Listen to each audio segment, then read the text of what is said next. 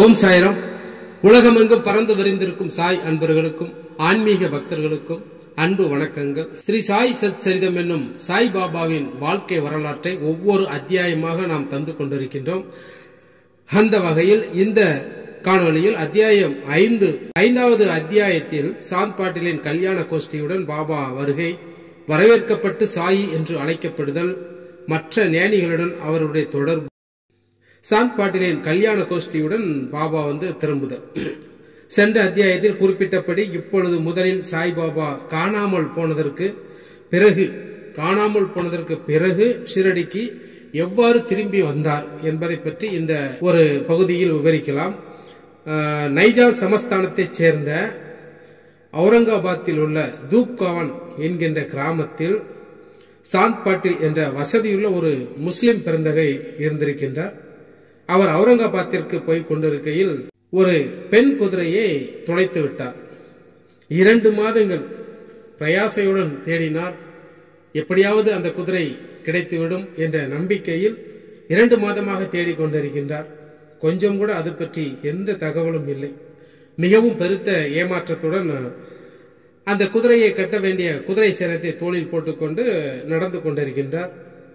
ஒரு 4.5 கிலோமீட்டர் தூரம் பயணம் செய்த பின்பு ஒரு மரத்தின் அடியில், அதாவது ஒரு மாமரத்தின் அடியில் உட்கார்ந்து கொண்டிருக்கின்றார். ஒரு விசித்திரமான பக்ரி ஒருத்தர் அங்கே இருந்து கொண்டிருக்கிறார். அவரது தலையில ஒரு குல்லா இருக்குது. ஒரு நீண்ட கப்னி என்னும் ஒரு ஆடையை போட்டிருக்கின்றார். கையில் சட்கா என்னும் ஒரு குட்டையான பருமனான ஒரு தடியை வைத்திருக்கின்றார். ஸ்லிம் குடிப்பதற்கு ஒரு புகைக்குழாயை தயார் செய்து கொண்டு இருக்கின்றார். இத்தனையும் அங்கே நடந்து கொண்டிருக்கிறது. சாந்த் பாட்டில் அவரை பார்த்து கொண்டிருக்கிறார். அந்த பக்ரியை தாண்டி சாந்த் பாட்டில் போகிறார். உடனே அந்த பக்ரி என்ன சொல்றாருன்னா, சாந்த் பாட்டில பார்த்து, ஐயா இங்க வாங்க, கொஞ்சம் இளைப்பாரி விட்டு போங்க அப்படின்னு சொல்றார். இவருக்கு அந்த விசித்திரமான அந்த மனிதனை பார்த்த உடனே கொஞ்சம் மனக்குழப்பமா இருக்கு. யாரா இருக்கும், என்ன எதுன்னு அப்படியே யோசிச்சுட்டு இருக்கும்போது அந்த பக்ரி அந்த அவர் தோல்ல போட்டிருக்க அந்த குதிரை சேனத்தை பத்தி அவர்கிட்ட கேட்காரு. ஐயா, என் குதிரை தொலைஞ்சு போச்சு. 2 மாசமா நான் தேடிக்கிட்டு இருக்கேன், எங்கேயுமே கிடைக்கல. வேற என்ன செய்யறதுன்னு தெரியாம நான் அப்படியே வந்துகிட்டு இருக்கேன் அப்படின்ட்டு இவர் ரொம்ப சலிப்பா அந்த பக்ரி கிட்ட சொல்றாரு. உடனே அந்த பக்ரி என்ன சொன்னார்னா, அதோ அந்த பக்கம் பாரு, அங்க ஒரு சோலை இருக்கு, அதாவது ஒரு தோட்டம் இருக்கு, நீ அங்க போய் பாரு, அங்க உன் குதிரை இருக்கும் அப்படின்னு சொல்றாரு. இவரு உடனே என்ன பண்ணாருன்னா, அவர் கை காட்டின திசையை நோக்கி போய்கிட்டு இருக்காரு. அங்க போனா ஆச்சரியமான விஷயம் என்னன்னா, அந்த குதிரை அங்க இருக்கு. இவர் 2 மாசமா தேடி கிடைக்காத அந்த குதிரை இந்த பக்ரி சொன்ன உடனே அந்த இடத்த போய் பார்க்காரு. அந்த இடத்துல குதிரை இருக்கு. சாந்த் பாட்டிலுக்கு பயங்கரமான ஆச்சரியம், சந்தோஷம். என்னடா இது, இவ்வளவு நாள் நம்ம தேடியும் கிடைக்கல, இன்னைக்கு ஒரு பக்ரி கையை காட்டின திசையில நம்ம குதிரை நிற்கு. இவர் ஒரு சாதாரண ஆள் இல்ல, இவர் பெரிய மகானா இருப்பாரு அப்படின்னு சொல்லிட்டு என்ன பண்ணாரு, குதிரையும் கூட்டிட்டு பக்ரி இருந்த இடத்த நோக்கி வேகமா வந்துகிட்டு இருக்காரு. ஆனா போகும்போது அவ்வளவு ஈஸியா போன அவரு வரும்போது ரொம்ப தூரமா தெரியுது. இருந்தாலும் பரவாயில்ல, அவரை பார்த்து அவருக்கு ஒரு நன்றி சொல்லி நம்ம வீட்டுக்கு கூட்டிட்டு போலாம் அப்படின்னு சொல்லிட்டு வந்துட்டு இருக்காரு. உடனே பக்கத்துல வந்துட்டாரு. அதுக்குள்ள இவர் எல்லாம் ரெடி பண்ணி வச்சிருக்காரு. ரெடி பண்ணி வச்சுட்டு, என்னப்பா குதிரை கிடைச்சாச்சு, சரி வா உட்காரு அப்படின்னு சொல்லிட்டு ஸ்லிம் குடிச்சிட்டு போகலாம் அப்படின்னு சொல்லிட்டு அவரு ஸ்லிம்மை தயார் பண்ணார். ஸ்லிம்னா அந்த புகைப்பதற்கான புகைக்குழாயை தயார் பண்ணிட்டு இருக்காரு. ஆனால் எல்லாம் ரெடி பண்ணியாச்சு, தண்ணி இல்லை.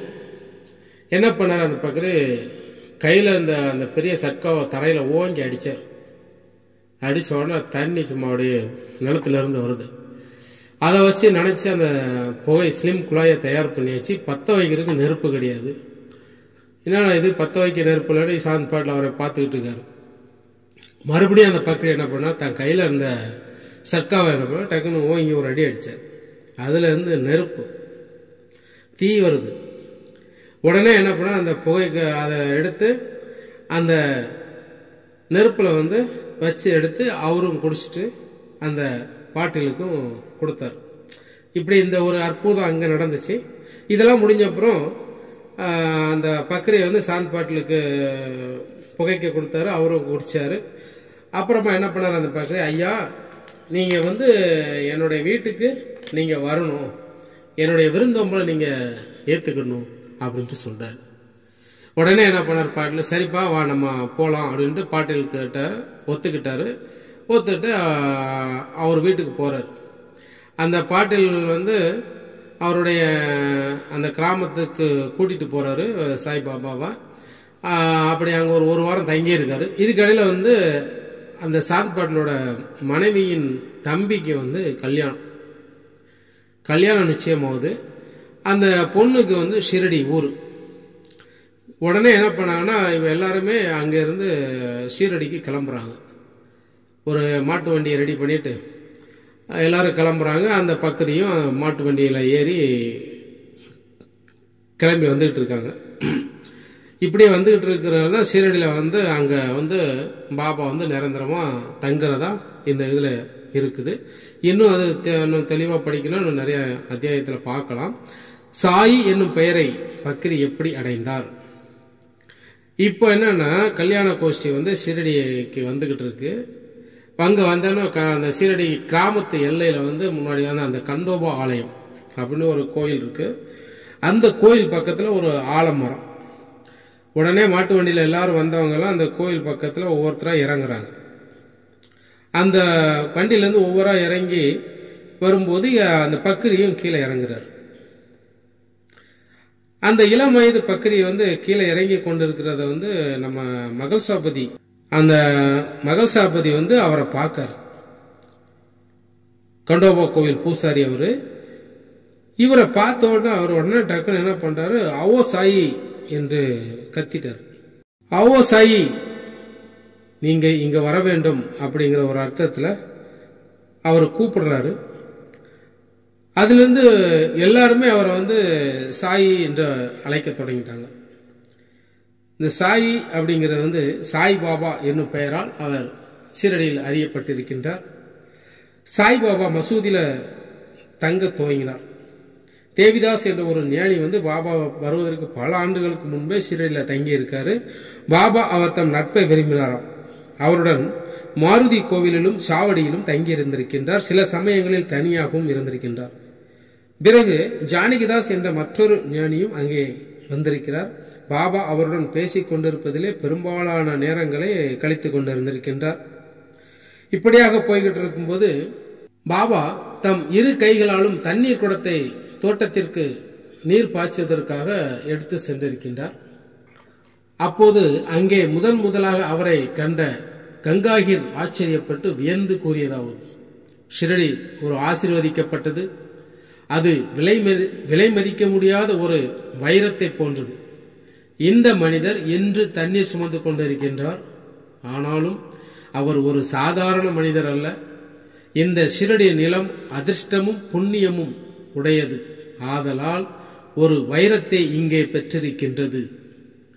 அங்கனமே யோவாலா மடத்தைச் சேர்ந்த ஆனந்தநாத் என்பவர் புகழ்பெற்ற ஒரு ஞானி, அக்கல்கோட் மகாராஜியின் சீடரும் ஆவார்.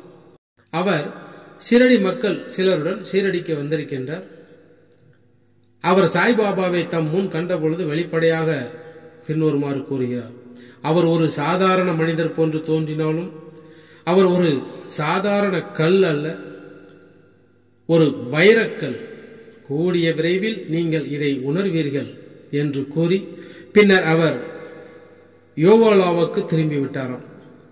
இது சாய்பாபா இளைஞனாக இருந்த போது நடந்த நிகழ்ச்சி. பாபா இளம் வயதில் தம் தலையில் ஒரு நீளமாக முடியை வளர்த்திருக்கின்றார்.